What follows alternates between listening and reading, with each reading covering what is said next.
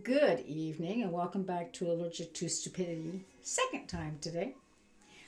This morning's was really a rant because I was still fuming and spitting about people trying to dismiss the Holocaust and while they're acknowledging it, they're sort of, it's so far away, it's 80 years ago that, and it's on the other side of the pond, figuratively speaking, for most of us here in Canada, so it doesn't touch us. And those of us who have family members who fought in the war, that's a generation ago or two generations ago, or in the case of my grandson, three generations ago. And so it becomes something in history, like the Roman Empire or the Vikings. It's something interesting, but it's not as much, as not as accurate, it's not as much as in our face. And it's the advantage and disadvantage of history in that we need to learn from history. That's the advantage. We made the mistake, let's learn from it. But the disadvantage is it becomes so old and so far away that we don't think it applies anymore. We're past that. We're not going to do that anymore. And so here we are. It's 2025. I've got old vintage music going on in the background, mostly because I happen to like that era. But I'm finding more and more people are going back because it's simpler music, it's easier, and it's relaxing, and then there's still people who like disco and rock and roll and all the rest of them, and that's great. Go for it. But I just find when I get on my put on my music and I'm looking at the comments, I'm 16. I just found this. It's so relaxing. Right, it's just sort of that kind of, people are tripping on it on purpose or otherwise, but they're finding it because it's relaxing. And in this very stressful upside down time, that's what we need. We need to relax. In the meantime, south of us, it's not going so well. Remember, he jokingly said months ago, when people asked him about how his administration would be if he got voted in, he says, well, I'll be a dictator for the first day, but only the first day. Well, we're quickly finding this is now 8 days later, and he hasn't stopped being a dictator, which I was listening to Chris Hayes and Stephen Colbert, and I like Chris Hayes. I'm not a great lover of Stephen Colbert. He's got a lot of good stuff, but I don't always appreciate his approach to things. But Chris Hayes, who is a journalist and an author, said this is worse than the worst case scenario we thought of the last time around. And it's things like they can't get information because everything's been shut down. And now there is all financial assistance from the government of the United States to anything and anybody has been stopped. And they've gone, well, does that include Medicaid? And there's confusion. Nobody knows. The White House doesn't know. He just came out and made this documentation and immediately told his guys to cancel all financial aid in any way, shape, or form.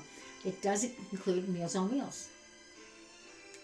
It supposedly includes Medicaid and includes any financial aid to other areas of the country or any other areas of the world.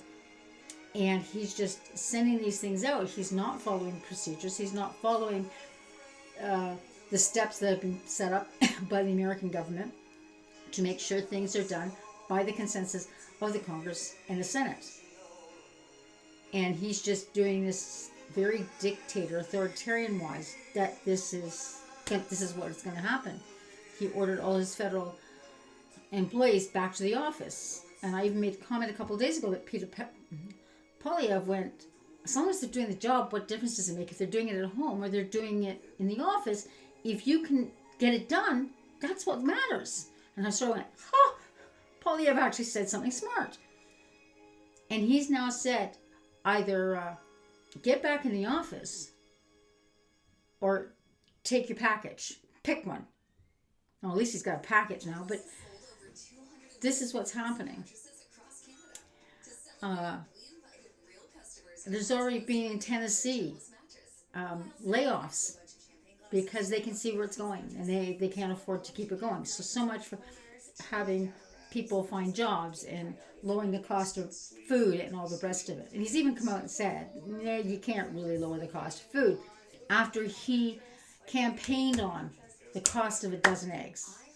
So it's like, if we're going to get mad, let's get mad at the person who's responsible. And that is Trump.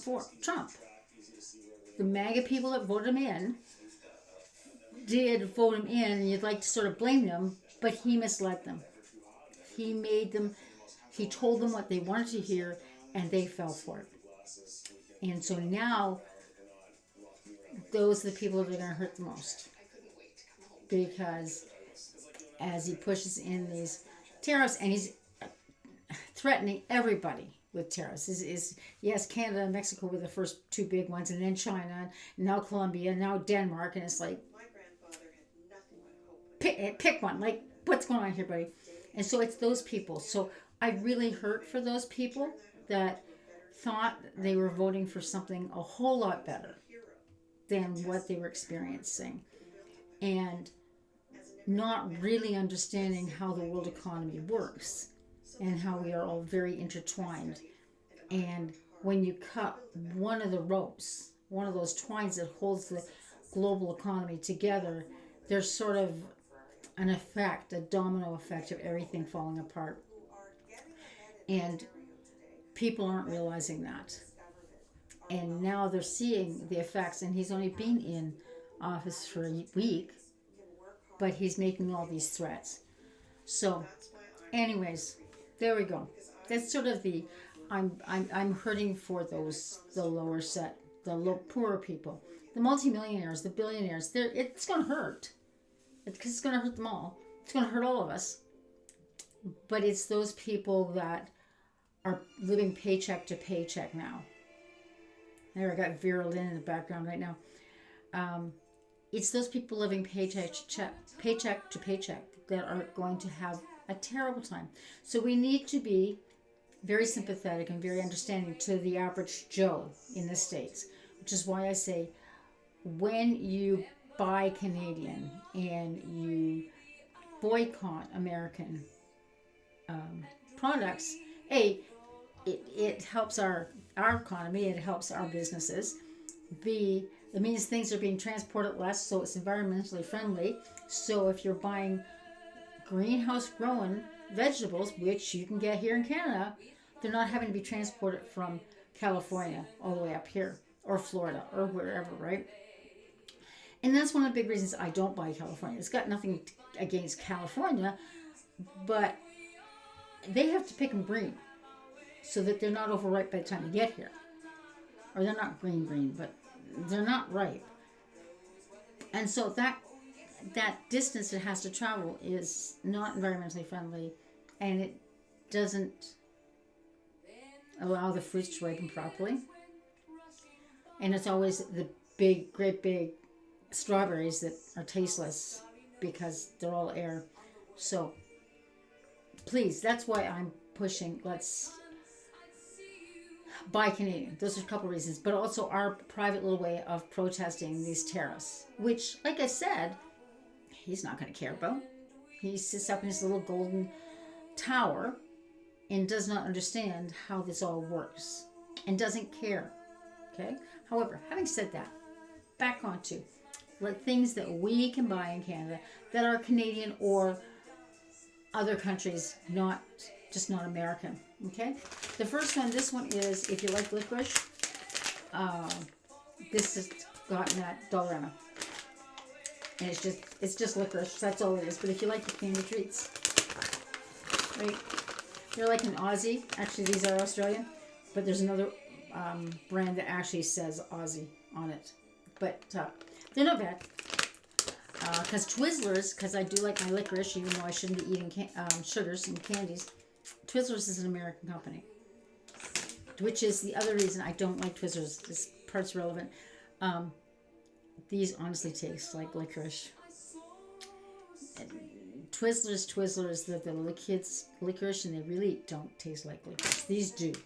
These taste much, much better. The next one because I'm trying to avoid sugar because my intestinal system doesn't like sugar, and it gets in my stomach and ferments, and then I bloat, and then I get constipated, and I get cramps, and so I'm avoiding sugar like a plague.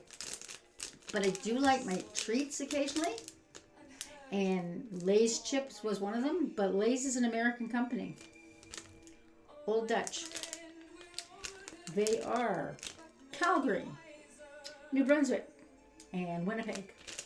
And I picked them up at Dollarama, and as I was looking to see if they were Canadian, I went, this is the chips I used to buy all the time when I lived in far north. It was Old Dutch. And there's another one out there. Now this one I haven't got a picture, but if you like chewy candies or any kind of candies, it's called Cottage Candies, and it's right down here in southern Ontario, out in Aldershot area, and it is literally grassroots candy company. The factory's there, the whole 9 yards, and they ship all over Canada. Try to get it into the stores. You can't go to their factory to buy, I don't think. The only places they don't ship to, I think they ship there, but their website said free shipping for over $65 purchase, except Northwest Territories, Nunavut, and Yukon. Okay, that's fine. Then the next one, I gotta reach. Those people who like the crackers, Premium Plus, Christie's, good old Christie. He's Canadian. I do have a problem with Christie's. It wasn't really Christie's, it's Girl Guides of Canada. They used to have made their cookies by Mr. Christie, and then they changed to Dare. Cookies were never as good. Girl Guide cookies are not as good now that it's Dare as it was when it was Mr. Christie. That's one. They're so anything Mr. Christie that's Canadian. Then non-Canadian is Lindor. I got 2 students that are gonna love me. They're doing it for surface area and volume. Tolaram bars, which I've honestly used for volume because it's triangular prism, and they gotta find the volume of the chocolate bar inside, and then they gotta eat the chocolate bar, which they never had a problem with that. Yes, I always check to make sure there was no allergies because this has got nuts in it. Okay, same thing with this. So look, you really like your chocolates? Then go look overseas, like Switzerland.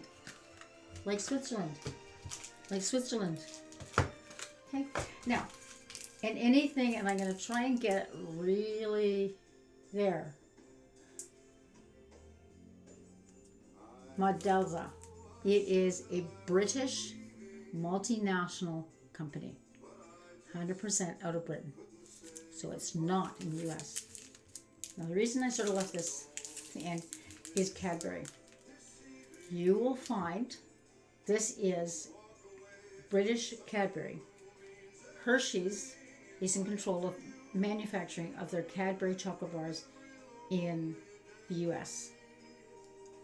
But because of American standards and Hershey's standards, not knocking them, this is just how they do it. The first ingredient in Hershey's candies is sugar. And the first ingredient in this Cadbury is milk. Then sugar. But because of that, Hershey's will not allow UK Cadbury candies to be sold in the US. Because it honestly does taste different, like massively different. Like people go, that's not the same chocolate bar. No, because the first product is milk. So, if you're in the US and you see a Cadbury chocolate bar, understand that it is manufactured under the name of Hershey's. Yes, the company is still in England, but Hershey's has a control over its manufacturing. So buy anything Cadbury if you're in Canada, because it is American. It is American. It is not American. It is, let me see if I can pronounce it right, Modelza, but it's out of the UK, and it's good. It really is good. This one, I think I got mini eggs in it. Okay, so those are 4 or 5 that just 1, 2, 3, 4, 5 that are not US that you can get for your little treats for whatever. This one makes me cry. We don't eat it very often because it's sort of junky food, but I went through university living on that stuff. It's Kraft. It's American. It's not as good as I remember in university, but I think that may be because that was a long time ago. Unfortunately, it is not Canadian. Even though it says Craft Canada, head office is in Chicago. It's in Illinois. So, there you go. Okay, there we go. So my comment is, when it comes to dear old Donald Trump, he's already a dictator. He's not going to know how to say, he's not going to take no. He's just going to keep pushing things through and pushing things through and pushing things through. That shouldn't be. And unless the Republican Party stand up and stop him, I'm not sure how they're going to stop him. So it's going to be 4 years of interestingness. He's already been impeached twice, and that hasn't stopped him. And I'm sure that once he's out, they're going to close some loopholes on things like this, so this never happens again if they stay as a country, survive as a country. But speaking of tariffs, a couple of things that come up. One is a lot of the premiers are nailing things that are specific to their provinces that they have control over. So they're not saying they're going to throw tariffs on. But the British Columbia premier said if the U.S. can't follow a trade agreement, then we don't have to follow the trade agreement. Then we're not going to follow the trade agreement.